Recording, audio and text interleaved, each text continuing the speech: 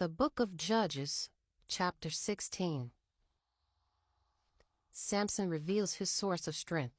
And she said unto him, How canst thou say, I love thee, when thine heart is not with me?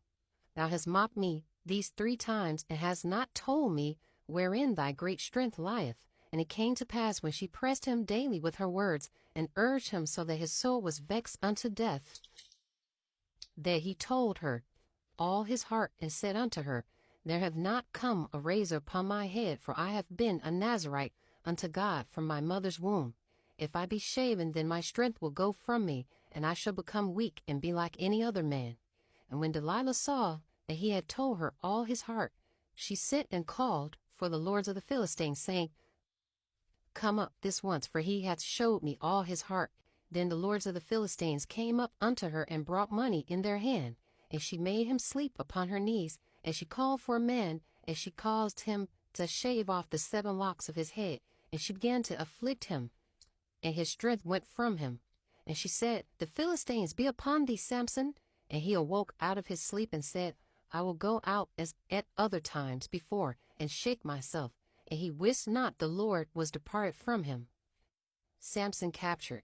But the Philistines took him, and put out his eyes, and brought him down to Gaza, and bound him with fetters of brass, and he did grind in the prison house. Howbeit the hair of his head began to grow again, after he was shaven. The Philistines' celebration.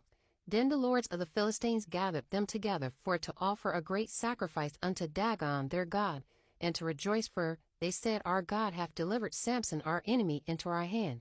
And when the people saw him, they praised their God, for they said, Our God hath delivered into our hands our enemy, and the destroyer of our country, which slew many of us. And it came to pass, when their hearts were merry, that they said, Call for Samson, that he may make us sport.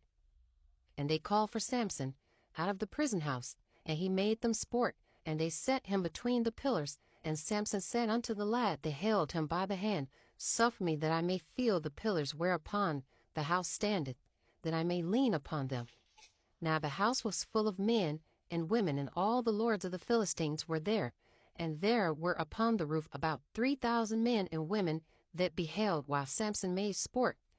Samson prays for strength. And Samson called unto the Lord, and said, O Lord God, remember me, I pray thee, and strengthen me. I pray thee only this once, O God, that I may be at once avenged of the Philistines for my 2 eyes.